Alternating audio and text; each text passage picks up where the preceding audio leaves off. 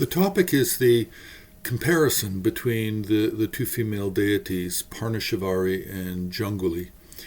Now, the reason that we need to compare is because they're very similar in appearance.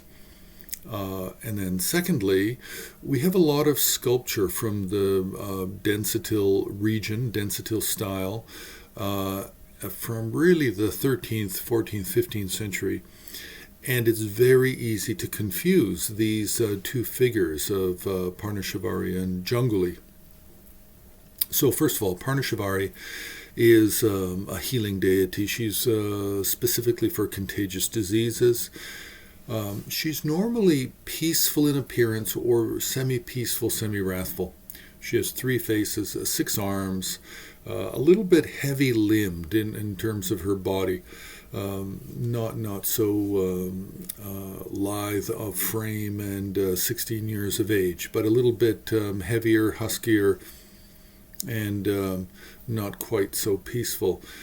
Now, in her hands, she holds several objects. She has 6 arms, so she has 3 faces, 6 arms, and in this particular case, she's standing, and this particular form of Parnashavari who's standing comes out of the Mitra yogin tradition. It doesn't come out of a number of the other traditions where Parnashavari is kneeling.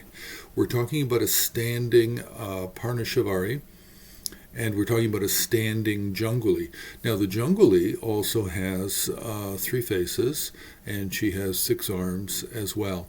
And the only real difference between the attributes of the two of them is Janguli holds a sword in one of the right hands and holds a blue flower in one of her left hands. Now, Parnashavari holds an axe in her right hand, and she holds a fan of new leaves and fresh fruit in her left. Otherwise, the arms are the same in terms of what they hold: a bow and arrow, a vajra, and a lasso. They're yellow in color. They're standing. So they're very similar in appearance. Now, according to the texts, Janguli also has a hood of 7 snakes. So what this means is it means that above her head are images of 7 snakes, like cobras, like shading the top of her head. Now this is because Janguli, and if you're thinking that Janguli sounds a little bit like jungle, well, the English word jungle actually comes out of the Hindi, and then prior to that, the Sanskrit word for forest, which is related to Janguli. So Janguli is a forest goddess, and her primary function, her role, is to protect from snakebite and to cure the poison of snakebite. That's really her function. There aren't a lot of other descriptions for her in Tantric Buddhism and in the texts. Parnashavari is definitely more popular, and you find it more in art because she's dealing with a host of contagious diseases, whereas Janguli is very specifically for snakebite. So we have these 2 different deities. They look very much the same. Painting, we don't really have an issue because in painting, the 7 snakes for Janguli are usually depicted, and we do not have 7 snakes for Parnashavari. So in painting, where we have color and more detail, we don't have this confusion between the 2 deities. It's really with sculpture coming out of the Densitil style, where we begin to have this confusion. And the confusion is because a lot of the attributes, the hand objects, are lost over time. They're broken off or they're lost.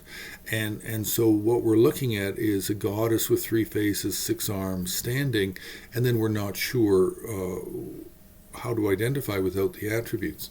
Now, one key element for Parnashavari, which I didn't mention yet, is that she wears a garment of thatched leaves. So she's wearing a garment of green leaves, and this is normally depicted in sculpture. It's very apparent in painting. In sculpture, it is often depicted, and sometimes she even has an upper garment, not just the textually specific lower garment, but sometimes she has an upper garment of thatched leaves as well. So these are the key points which we need to be looking at, whether or not there's a sword for Janguli, an axe for Parnashavari, whether or not there's a skirt of thatched green leaves worn by Parnashavari, and whether or not there's a hood of 7 snakes for Janguli. These are the key iconographic attributes that differentiate these two deities that are both healing deities and both popular in the early period for sculpture, 13th, 14th, 15th century.